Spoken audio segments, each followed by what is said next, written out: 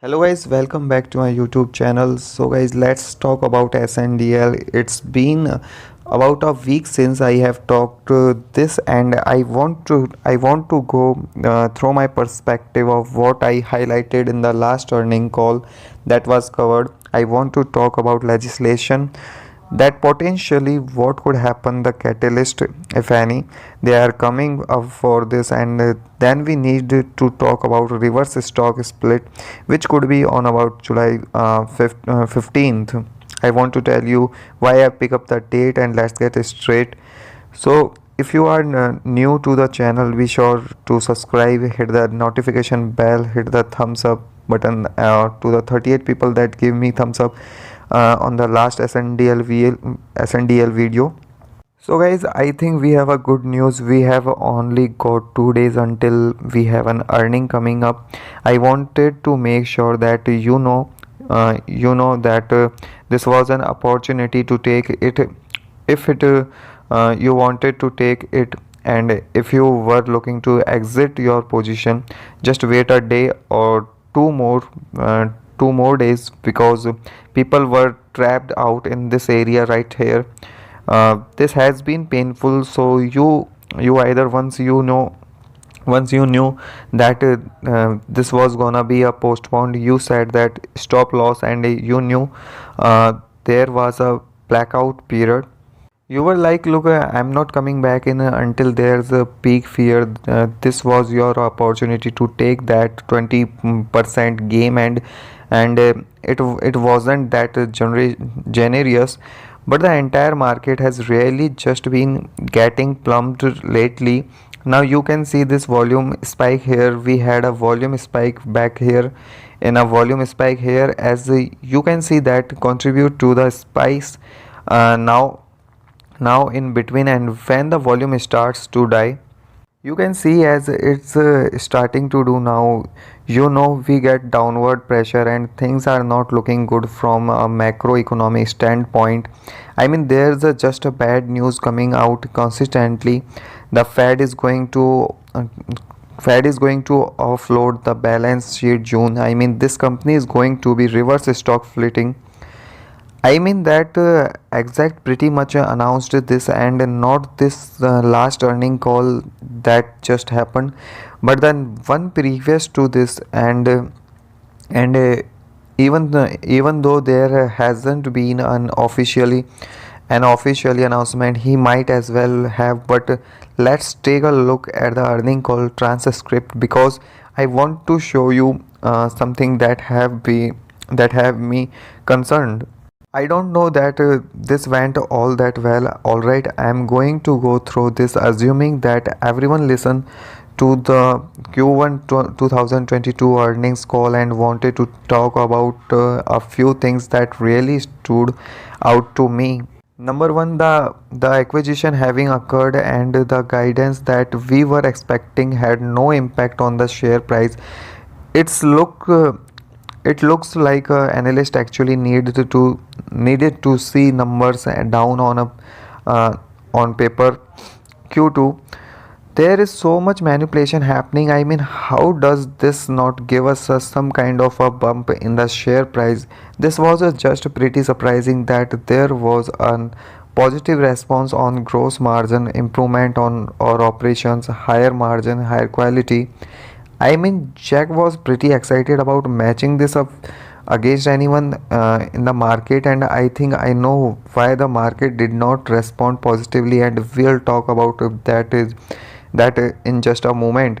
Now, e-commerce directed consumer strategy, private label, meaning they can take their products, put it in a can, and then anybody can act like it's their own, put their own brand on it.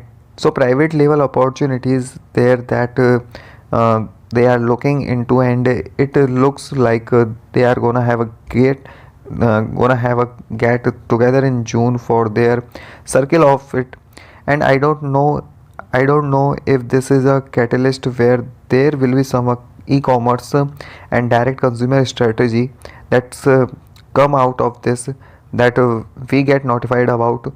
But one thing that we can celebrate is this Nova Values Bucks banner that has been doing extremely well, and if you listen to their call, they have room to grow. The plan is on opening more stores. I believe it was 9 to 12. I did a video on this previously, and what I didn't hear about in this call was the growth for spiritually. So I'm not sure what's happening there with that, and I would assume that the last thing that Jack said was it uh, he's not looking to aggressively grow that portion of. Now this investment portion was not impressive to me. Now 17.7 million on marketable securities. This was an investment loss, so these little number here do not get cried away by looking at $1 billion or whatever they tried to put on a slide. You want to know what the taco was from investment. So they went to explain this, and analyst asked in the Q&A portion about Village Farms International. I thought that was really interesting. I believe this is a taker symbol. VFF, you should watch this one, giving rising interest rates, geopolitical turmoil, the industry oversupply, price comparisons, saturation in the market, and equity valuation having been under extreme pressure. I mean, this is a whole. Uh, this is all hot, right? I mean, this is all bad news, right? But given the growth perspective of this stock, right, you want to put your money into a stock that you believe is going to grow, because you want money to grow. This is none of this is good news. In the call is not going to sound great for the Canadian market, who is trying to stabilize to dwindle down, and it looks like it's a vastly gonna look different over the next 12 to 24 months.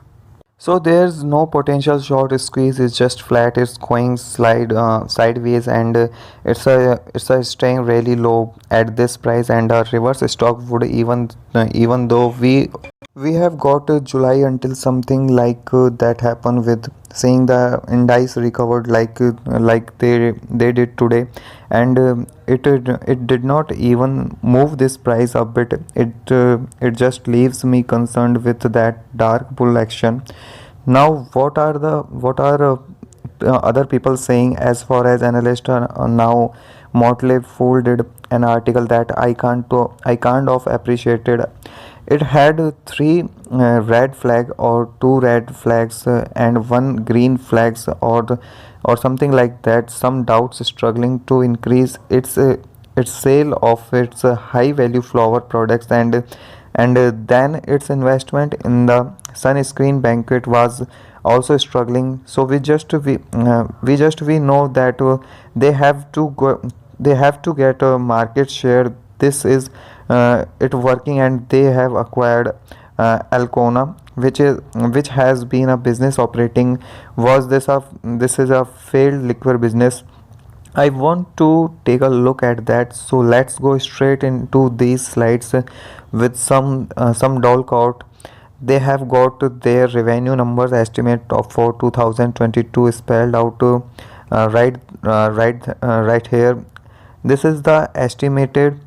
This is the actual column for 2021, and if you will notice something, we know we only made about $56 million in 2021, and our cost was 63 million. So this is a flood number, and down here it talks about how our car was added to this number to make it look better.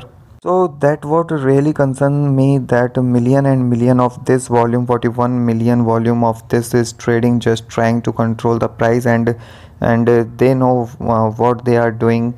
They know exactly where they want to keep this price, and we don't have any control over it right now. Those are my thoughts. Be sure to subscribe to channel and leave the video big thumb. I hope you found something useful.